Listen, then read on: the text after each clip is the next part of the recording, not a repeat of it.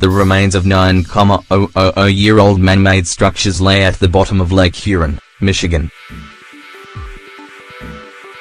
These two discoveries, Lake Huron and Lake Michigan, prove that over 9,000 years ago, a complex society inhabited what are not the Great Lakes of North America.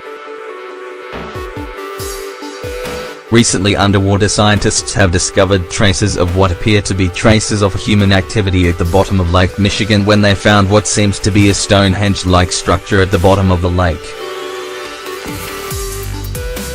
In addition, a carving of what appears to be a mastodon was also discovered at the depths of Lake Michigan, suggesting complex human societies existed in the area. However, this isn't the first finding that points towards a possible unknown ancient society inhabiting the area nearly 10,000 years ago.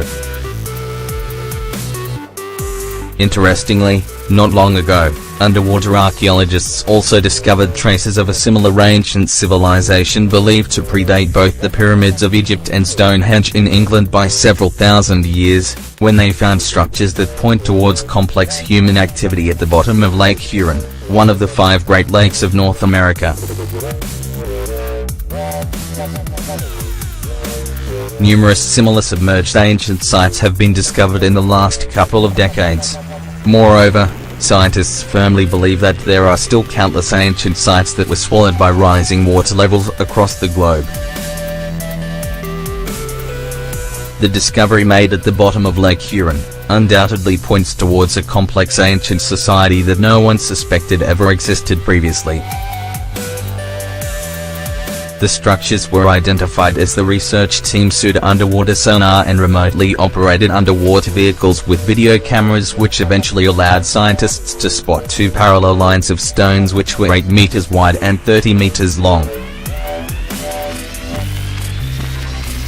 The finding was confirmed when the University of Michigan conducted a study discovered ancient hunting structure some 40 meters below the waters of Lake Huron.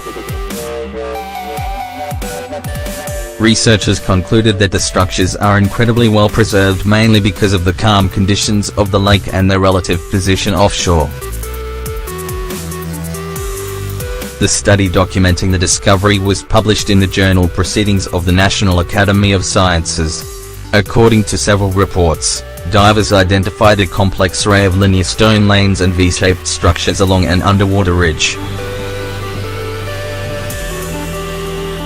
Researchers believe that the ancient structures were once part of a system that helped ancient men herded wild reindeer which passed through the region during their migration, making hunting a bit easier. Then, using computer simulation, researchers were able to identify migratory patterns of the caribou, wild reindeer, which eventually led to the discovery of 2 main choke points where caribou herds converged during spring and autumn migrations.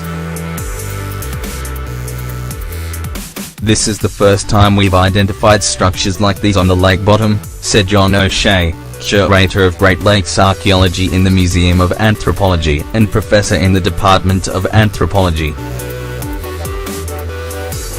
"Scientifically, it's important because the entire ancient landscape has been preserved and has not been modified by farming or modern development. That has implications for ecology, archaeology, and environmental modeling." According to Science Daily, the Paleo-Indian and early Archaic periods are poorly known in the Great Lakes region because most of their sites are thought to have been lost beneath the lakes. They are also times of major shifts in culture and the environment. Without the archaeological sites from this intermediate period, you can't tell how they got from point A to point B or Paleo-Indian to Archaic, O'Shea said. This is why the discovery of sites preserved beneath the lakes is so significant. These discoveries made at Lake Huron and Lake Michigan prove complex ancient structures existed in an area where researchers previously thought elaborate hunting societies did not exist.